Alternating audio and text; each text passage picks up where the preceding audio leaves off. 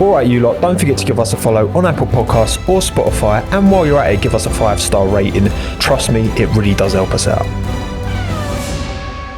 My day-to-day is looking after brands, generally big brands that sponsor either Formula One or Formula E teams. And typically they get a whole bunch of cash, usually lots of millions, and they give that to the race team, and in return they get a load of assets.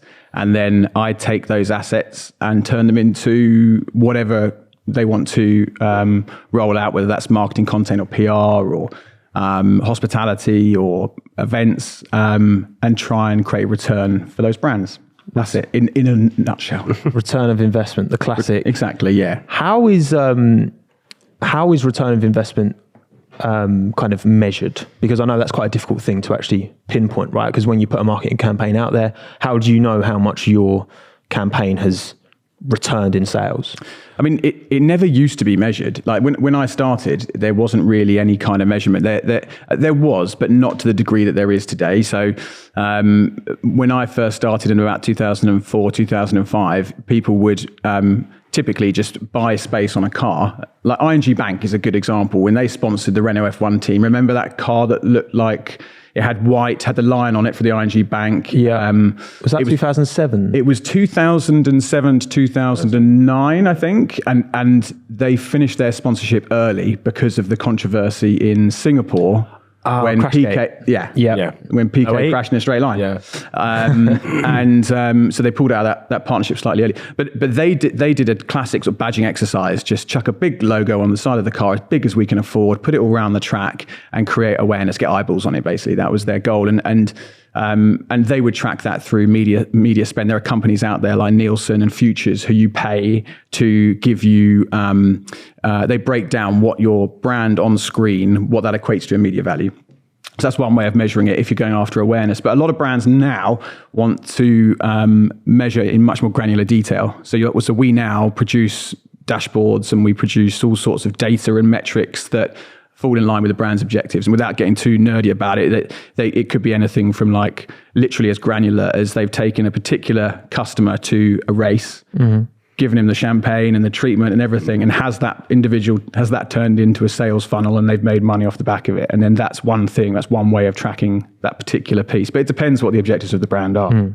So how did you get started? You say like when you started in 2004, I was playing cricket with a bloke called Jonathan Bodansky, who back in that time was quite a big player in the industry.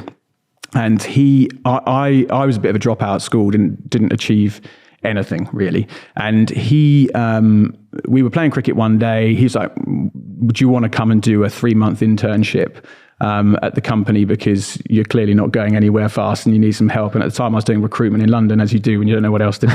No offense to anyone that's doing recruitment. It's a brilliant career path. Not for me. Noble career. So I did recruitment for a year and I didn't really know where I was going or what avenue I was going to go down. He was like, come and do a 3-month internship. And I ended up staying there for a few years. And within about 3 or 4 years, I was a director. And then after that I became a shareholder. And ended up staying for about 6 years before I set up on my own, when I did a stint out in Abu Dhabi and came back and had another one of those like, why am I working for someone else moments, and decided to set up on my own. But that's how I got into it, and that taught me the ropes. But it was a very different place back then. Yeah, how has I imagine that's changed like chalk and cheese. Evolved like massively. It has. Yeah. Like I said, back then it was a badging exercise on the whole. You know, that sponsorship wasn't wasn't necessarily part of your marketing mix like it is now. People treat it much more like, you know, sometimes it's the focal point. Like Hilton, for example, it's a huge part of their global marketing program is sponsorship with McLaren and other sports as well. But it's changed mainly in that I remember in 2005 to sort of 2007, 8, people would just, before the crash, people would just chuck money at it. And, you know, we'd stay in really nice hotels, as would the clients and everyone we were entertaining. And we'd go around the world having a really lovely time and not really producing any meaningful marketing content.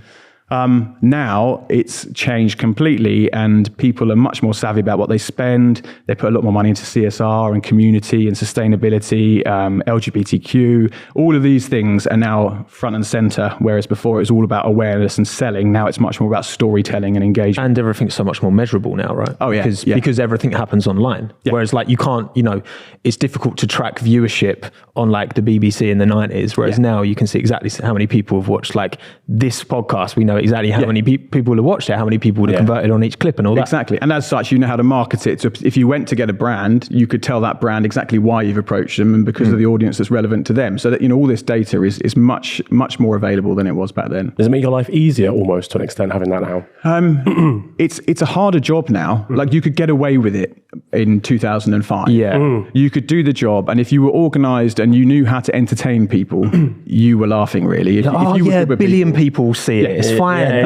But you would literally just spend your time in a paddock club or, taking people up and down the pit lane or the paddock, giving them tours. And that was like job done, experience made. But now because it's so granular, you've really got to know marketing and how to reach certain audiences and how to build stories with brands, not putting sales necessarily at the forefront. You have to think deeper than that. So it's tough. But I guess in the early days, were you reliant on people within these brands to really get Formula One? Because like right now, you could go to, you could go to a brand that has, and the people involved have no interest in Formula One and be like, look, we can deliver this much return, we can deliver this many eyeballs. You can sell that. Whereas I guess back in the day, because you didn't have those numbers, you had to rely on them already being invested in the sport, right? Yeah, definitely. And it was often a case, which still happens today, but not as much, where if you had a CEO that loved Formula One and he had a load of millions in the bank, he'd go, let's sponsor Ferrari because I love Formula One and no other reason. And we did a deal similar to that with a company called Blipper. And this wasn't that long ago. It was with Max Chilton, who we've spoken to fairly recently. So it's ex-F1. Yeah, ex-F1, ex-IndyCar. He was in F1 from 2013. Marussia, wasn't it? Yeah, Marussia Manor, that kind of period. And I managed, he's a really nice guy. And I managed him for a few years. And we did a deal with a company called Blipper, who do augmented reality stuff, because Rish, the CEO, loved a bit of F1. And there was no thought behind how we could activate that partnership for good or to do something with the brand. It was so he could go look at that sticker on the nose cone. And we ended up giving him the nose cone of the car with the sticker on. Nice. And that was like, thank you very much. As far as he was concerned, that was it, job done. I've made it. Stick that up on my wall at home. And I've paid 15 million quid. You're sending him the stats and he's just like, I don't care. I don't need to see it. No. So using that as an example, what exactly does the brand get back beyond, a sticker on the nose cone? Like, were there other stickers on the car? Was, I guess, in terms of, behind the scenes stuff and chatting with, what did they actually get for that? So he didn't get an awful lot because he didn't put enough money in. But it really depends how much you're willing to invest. But you could get a sticker on the car, which would be the tip of the iceberg. Now that is literally the tip of the iceberg. That's the last thing you sort of think about is a sticker on the car now. It's much more about what you can leverage in terms of like driver appearance time. You get 5 hours of, Max Verstappen, you get 5 hours of his time as a sponsor of Red Bull. You get 5 hours per year to do what you want in terms of promotional content. And you can 5 hours a year? Yeah.